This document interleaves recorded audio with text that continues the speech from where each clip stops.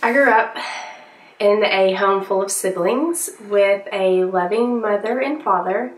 I think the world of my parents. They're still married to this day. Actually, they just celebrated their anniversary on Friday, and my dad is a preacher's child, so we were back row Baptist. We got drugged to church every Sunday, every Wednesday, every time the doors were open, and I'm absolutely so grateful for being raised in the church. Although I didn't quite take to the church so well, I didn't quite understand. I didn't understand who this God was.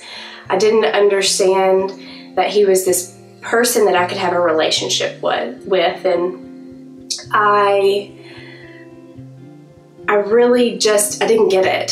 So going through the motions, I was always the good kid, at least I think I was. I hope I was. And going through school, I wanted to do good. I wanted to have good grades. I wanted to be a good kid. I grew up with two older brothers, and so they set some positive and negative influences for me to kind of go off of to know who I should be, or so I thought I should be. So I thought that I was the good kid through high school. I found my husband my sophomore year, and we were on and off for about 2 years.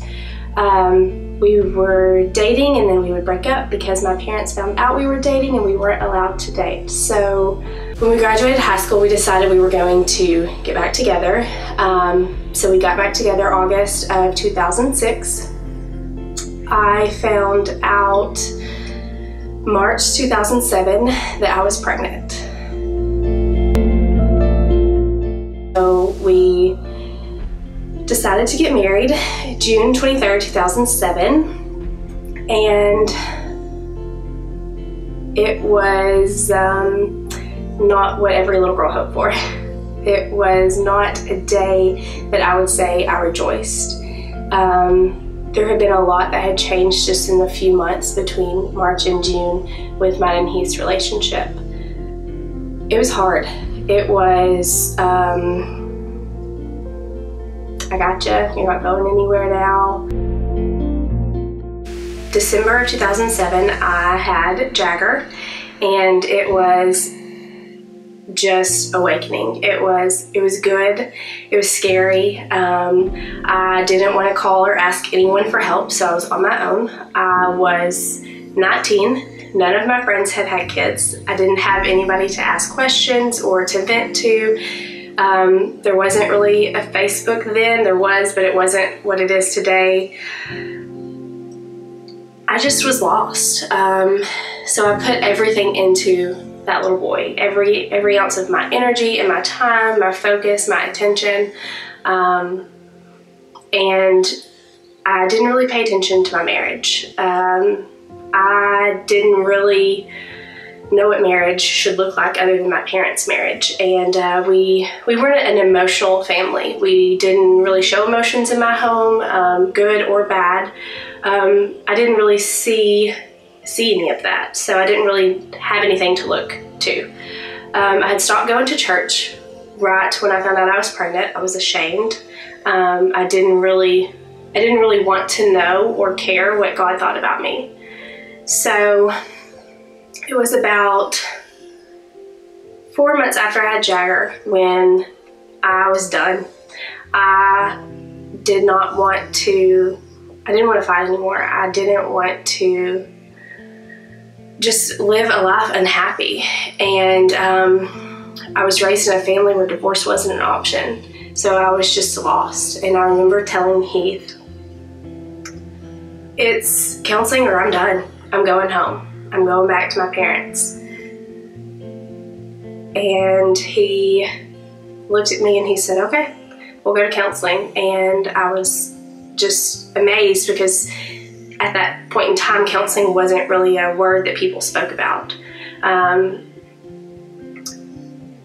We went to counseling through a friend of a friend who let us know about a counseling service, and it was faith-based. So we walked into his office And he said, okay, well, I just want to kind of do an analysis today, just to see what the missing piece is in your marriage. He then said the only requirement is for you to not just go to church, but be involved in church. I didn't really know what that looked like. I really was confused. I didn't know there was a difference between going to church and being involved in church. I went to church for 17 years of my life. So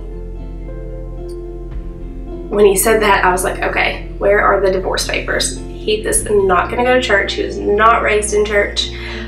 What he did know of church was only when he came with me, and he just wasn't a fan. He didn't understand. And so we talked about it after we left, and he said, if this is what it's going to take, I want to at least try everything we can.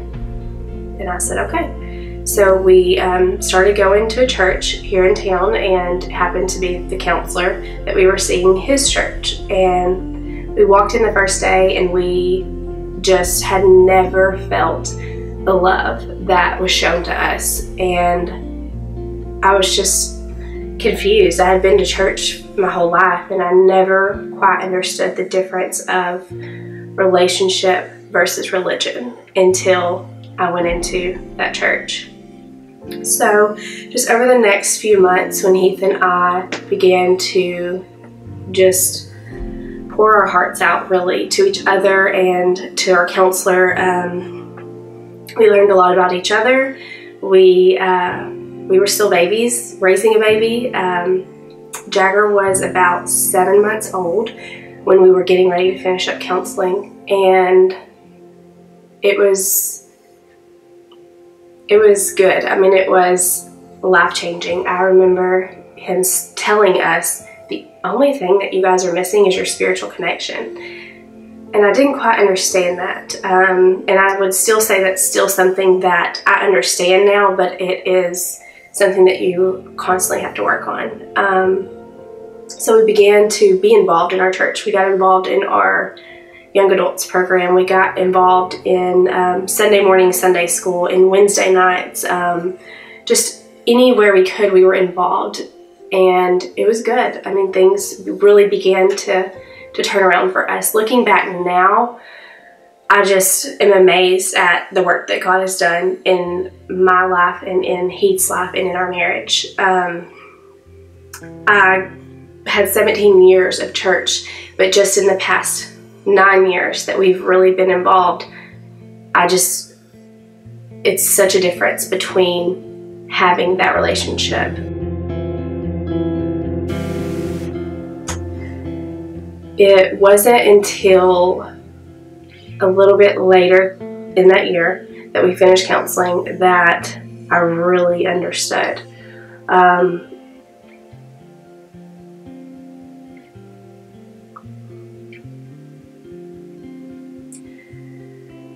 The little girl that I babysat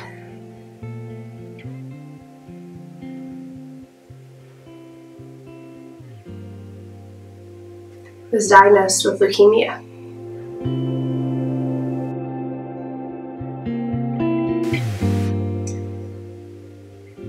That year it was hard. We went through just a year of sickness, and to where her mom would bring her to work with me so she wasn't exposed to the kids at school, and so we got really close in that year. And then she was in remission, and it was so good. Things were good. She was so happy and so joyful. 11 years old, and you would think that she had just the faith of a 60-year-old that had been churched her whole life and relied on God her whole life. It was not very long after that Michaela was sick again, and the cancer was back. She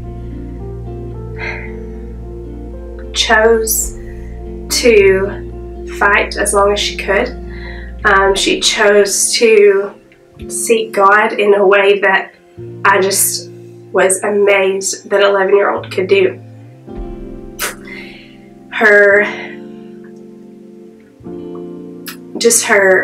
smile and her presence could bring you joy that you could never imagine, and just to let you know that it was going to be okay.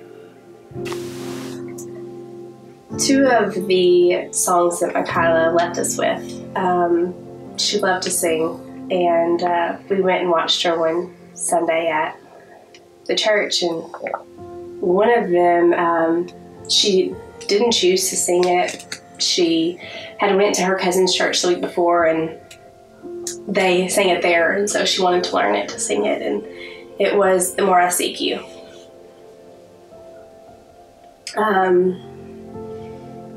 The more I seek you, the more I find you. The more I find you, the more I love you. The second half of that is, I want to sit at your feet. I want to drink from your cup, to lay back and feel you breathe.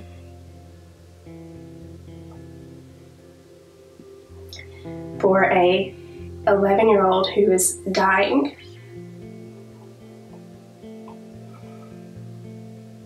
to sing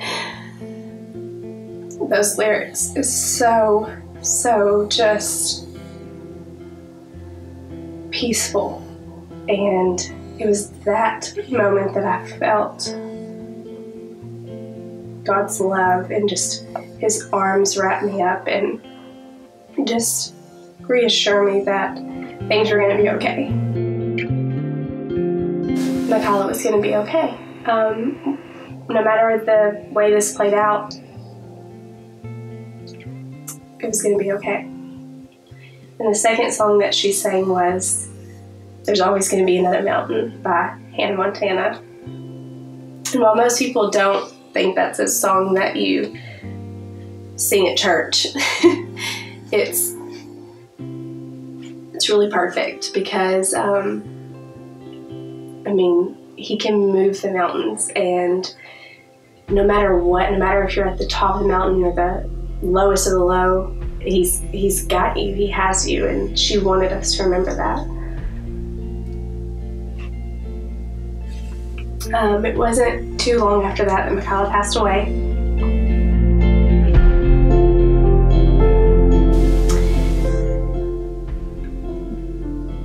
There was just something about her funeral that was joyful and peaceful, and just that she did just as God called her to do. And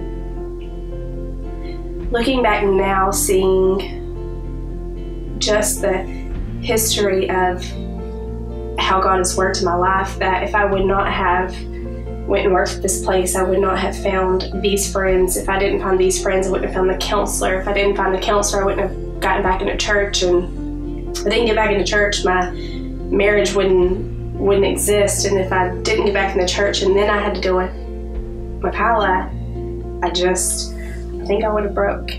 I think that my life would be in a completely different spot right now, but I'm exactly where God has wanted me to be, and I need to be. And it wasn't until that moment that I realized everything that God had been aligning in my life over the past couple of years. Heath and I grew really close, so it was just an opportunity for Heath and I to cling to each other and to learn how to cling to God for really the first time ever. Through everything that has happened over the years of my marriage and my store, it just has drawn me closer to Him in ways that I had no idea that could be possible. I am not perfect, and I've realized that. I have come to the the place in my life where I've accepted that, and I've accepted that it's okay if everybody's not happy, that my job here on earth is to make him happy, and that's what I want to do.